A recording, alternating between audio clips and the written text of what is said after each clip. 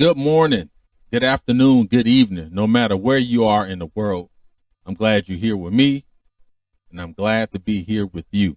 This is the Trust and Believe Nomad Cast hosted by me, Damon Anderson.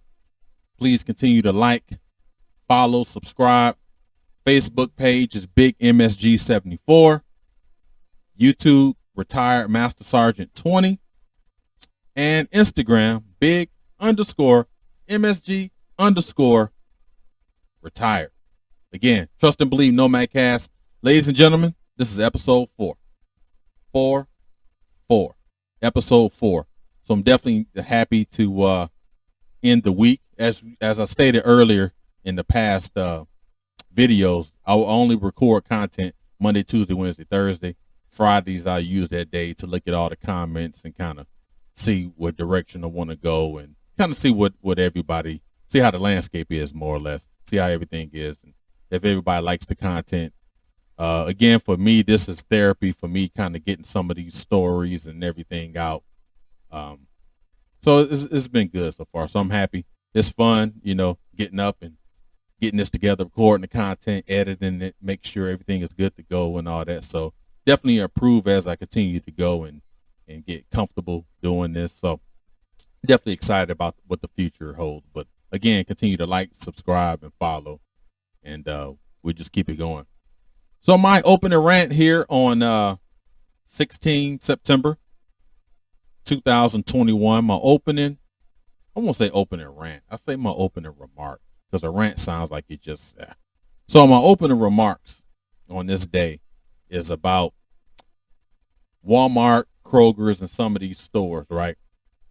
I have gotten to the point as a gentleman that's older now, that's retired.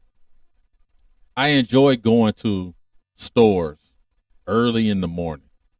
Go to Walmart in the morning, a Kroger, some of these other stores early in the morning. And I believe one of the biggest reasons why I like going to them stores early in the morning, because for one, ain't hardly nobody there, right? Hardly no one is there. And the folks that's there are usually older people, maybe older retirees.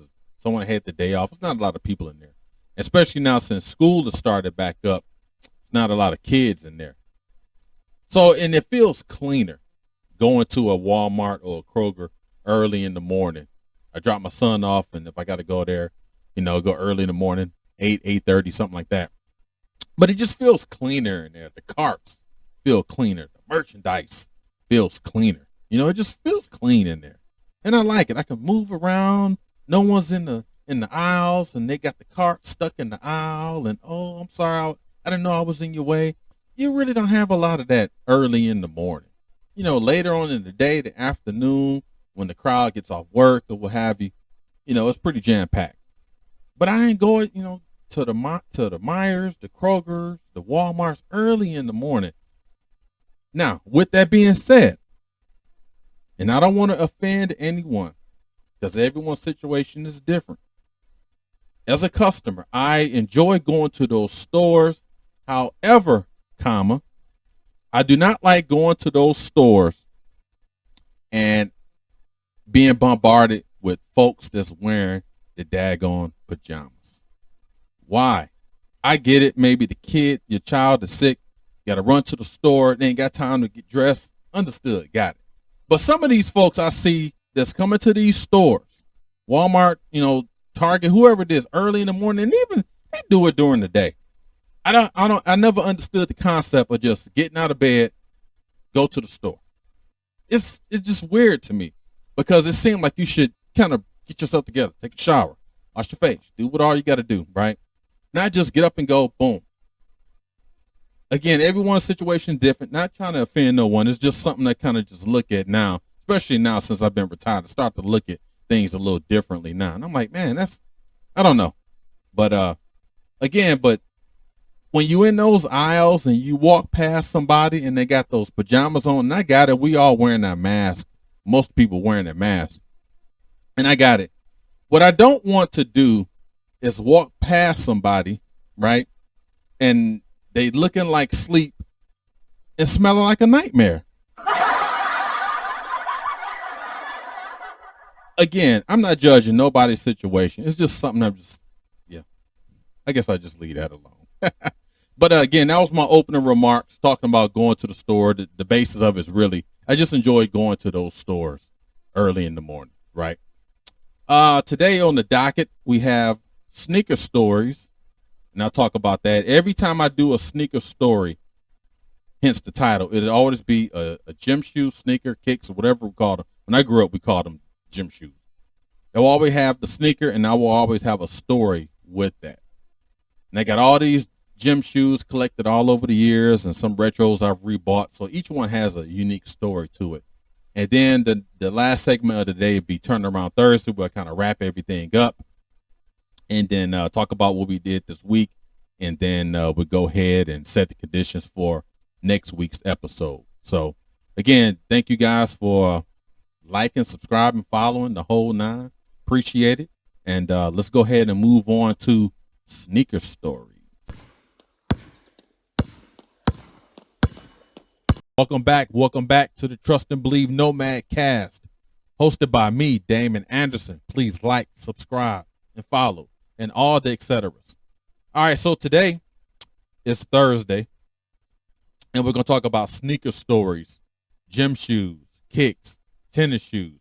Growing up in Detroit, we call them gym shoes, but you know, once you start migrating around the country and other places, they call them kicks, they call them tennis shoes, tennies, sneakers, what have you. I will always go by gym shoes, but when you say sneaker stories, it just kind of just rolls.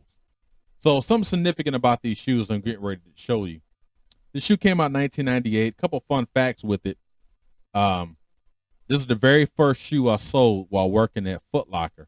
After I was honorably discharged from the Marines, my first job was working at a Footlocker in Yuma, Arizona. We were still stationed there because my wife was still in the Marines then. This is the very first shoe I sold, but however, I did not receive commission for this shoe, and I'm gonna tell you why. And it's probably my fault, but I'm gonna blame the other person. Another fun fact: this is the very first shoe, like I said, that I sold, and my daughter was born probably about 3 or 4 days after this, so that kind of all ties in. And lastly, Reggie Miller, his last few years in Indiana, he actually wore this shoe. So the shoe is the Nike Air Total Max Uptempo. The Nike Air Total Max Uptempo. And yes, I do wear a size 10, so all my shoes still look good on me. They don't look like aircraft carriers on my feet. All right. So something significant about this shoe, all the old school Nike retro basketball shoes, the majority of them, or some of them, they start coming out with the Air Max bubble, which I always love. But you know, us old school guys, once the bubble, once the shoe's been worn, you used to take a pen and pop it in here, and you hear that the air coming out. But I always liked this shoe. It had a very clean look to it, right? And I bought this shoe. It was retro, and I bought it at StockX, ordered from StockX, which is headquartered in Detroit, by the way. Shout out to StockX. I always liked this shoe, this color, and it had other color schemes that goes with it as well. But like I said, Reggie Miller wore this shoe back in the late 90s, and this was the very first shoe I wore working at Foot Locker. And I always liked the little hooks that Nike had, you know. Just something about these old school Nike basketball shoes, right? But anyway, so I'm going to get to the story about that whole shoe. So I was working at Foot Locker, and I probably was only there probably like a week or so. So I hadn't really, you know, penetrated the market, you know, that's an old recruiting term. I hadn't, you know, made any sales, kind of just watching, you know, what some of the other folks was doing or whatnot. So I got approached by a gentleman probably about 10, 11 o'clock that morning. Because the mall used to open at, I think, 9:30, 10. And a gentleman walked in, was like, yeah, I'm interested in shoes. I know Reggie Miller wears them. Some of the other NBA players wear them. Can I see a size, I think, 12 or something? So I'm like, okay. Yeah, I'm thinking, I'm about to make my first sale. You know, got just crazy energy. So I went to the back, got the shoe, you know, put his foot in the shoe horn and did all that stuff. And he walked around with it. And I was like, you know, I started doing some suggestive selling. I was like, you know what looks good with those shoes? Get a pair of Nike socks to go with it. Let's go ahead and get these Nike basketball shorts, and let's go get a Nike shirt. Let's go get some wristbands and get you a Nike hat. And the reason I'm emphasizing that is, for one, you want to keep it brand specific, and two, growing up in Detroit, and I don't know how it was in other places, you had to wear, if you wore a Nike shoe, you had to wear the Nike socks or the Nike shorts or the Nike sweatpants or whatever, a Nike shirt, Nike hat. So you could wear other, brands with it, but it couldn't be another athletic brand. So you couldn't wear like Nike shoes and have Adidas socks with some Reebok shorts and a daggone New Balance shirt. That was perpetrating. Even to this day, I make sure I'm brand specific. If I'm wearing a New Balance shoe, and if I have a New Balance shirt, I wear a New Balance shirt with it. Just don't perpetrate. And my wife actually, falls in that line as well. There's no perpetrating. But now you look at it, cat got daggone Reebok socks on with Adidas shoes and a New Balance shirt and a Nike hat and Converse wristbands. To each his own, but again, I just try to keep it specific, right? So again, that shoe, I end up selling the shoe, and back then, I don't know if Foot Locker still does it now, but you had to, you populate your code into the computer, and then it will register up, and you get your commission that's, reflected for that next pay period. So it was an assistant manager that was working at the time. He said, "Hey man," he said, "once you make this sale, just give me your code. I'll populate the code for you, right? And then you get your commission." So again, I should have been paying more attention, but that led me to pay attention, right? So I'm like, okay, cool, bet. So I went off on the floor and started, selling other stuff. So I noticed they had like a weekly wrap up, and they would keep a chart on what was sold that person. Hey, Jerry sold 5 pair of Jordans, size 10. It was the 3, so on and so forth, right? So I noticed that the Total Max Uptempos, the ones I just showed you, they wasn't on my docket. So I'm like, hold on. Why am I, every other subsequent shoe I sold after that, it reflects, but why this one don't? And one of the females that worked it, she said, "Yeah, dude," she said, "whenever you have your code, populate your own code. Don't give it to nobody." She said, "I learned that the hard way because I didn't realize he was doing it till I was like 2 months in." So I'm like, "Oh, well, I'm glad, you said something." So I ended up approaching the guy, and I was just freshly discharged from the Marines. So I still had a little energy, right? But I also understood I had to be a diplomat. And I'm like, "Man, why would you do that?" "Oh man, it just kind of, it's hazing, kind of just bringing you, welcome you to the team." Okay, welcome me to the team is, "Hey man, let's go out to lunch. Let me tell you how Foot Locker works." Right? So ever since that day, and I worked there probably 7, 8 months or whatnot. So ever since that day, I didn't really say nothing to him. We would have our meetings. I'm not saying anything to him. And fun fact, I ended up outselling this dude because all my Marine friends, they was coming to my store, to that Foot Locker, and buying up everything. I mean, they were just buying just because, just because I was selling.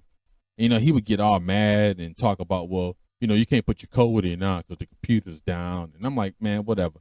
Because I really started getting Foot Locker confident now because I understood what was going on. I used to take like the manuals home and read them, and but he was like, out of everybody that worked there, he was like the only untrustworthy person that worked there.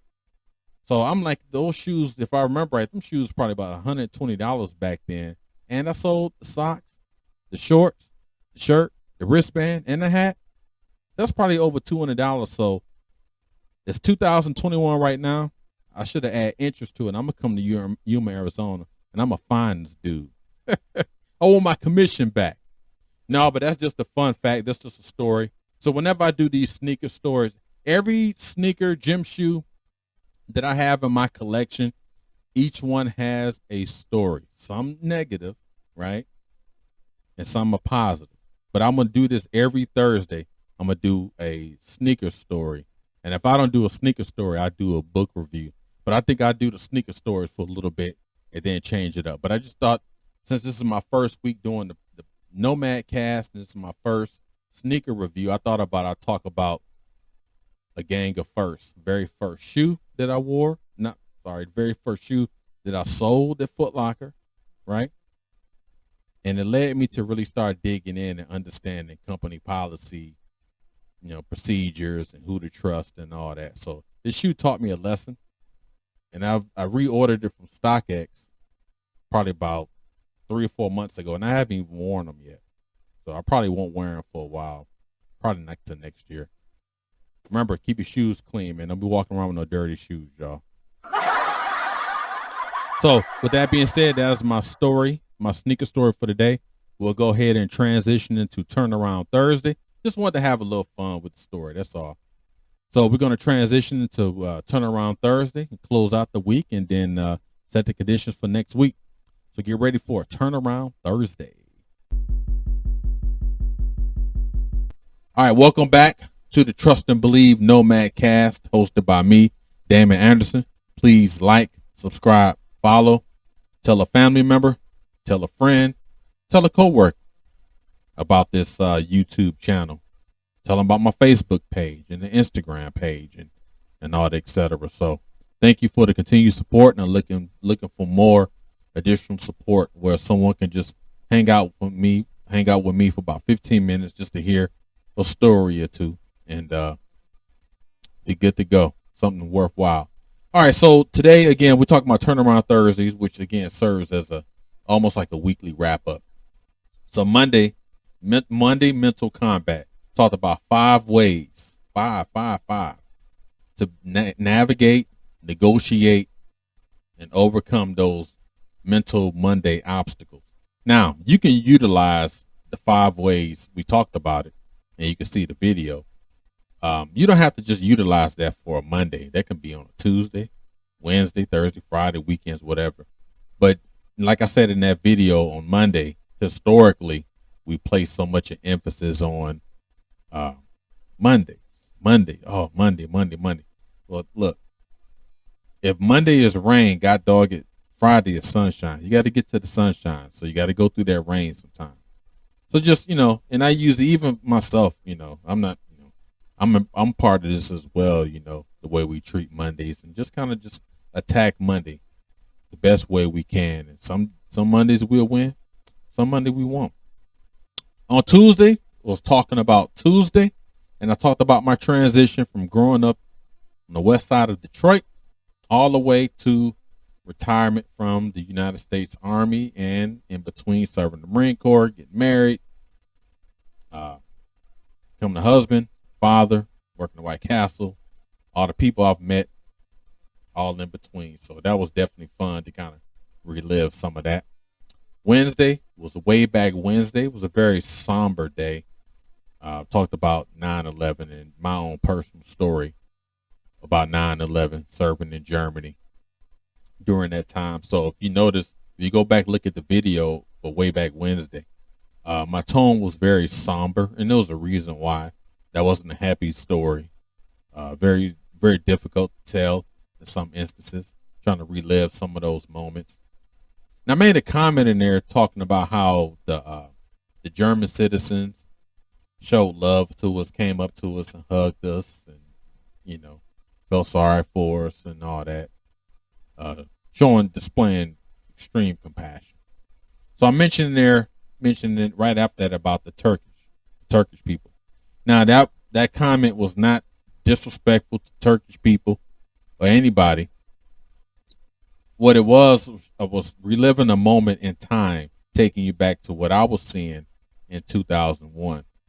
And did they drive by a group, as not for the whole group, but a group of individuals drove by and, made some unconstructive remarks and unconstructive signs with their hands.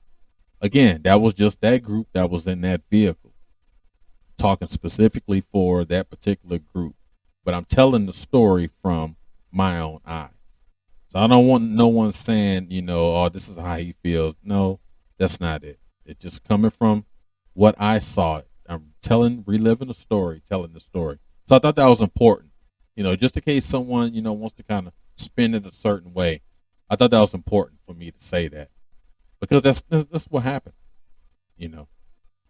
So moving off that, transition to Thursdays, sneaker stories. And the significance about the sneaker stories was working at Foot Locker. The very first shoe I sold working at a Foot Locker, the Nike Total Air Max Uptempos in '98.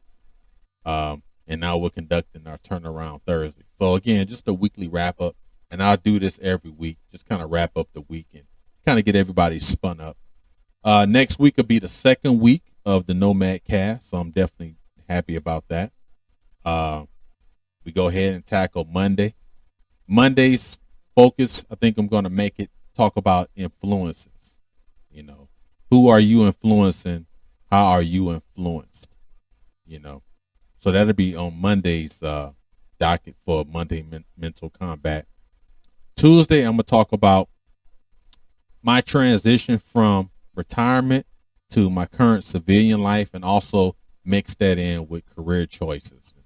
Why some of us don't want to use the word scared, but may not want to jump in the pool of a new opportunity because they're comfortable where they're at. And sometimes you got to be able to move to grow. So I'm gonna combine those two, talking about career choices and my transition, because it kind of ties in a little bit.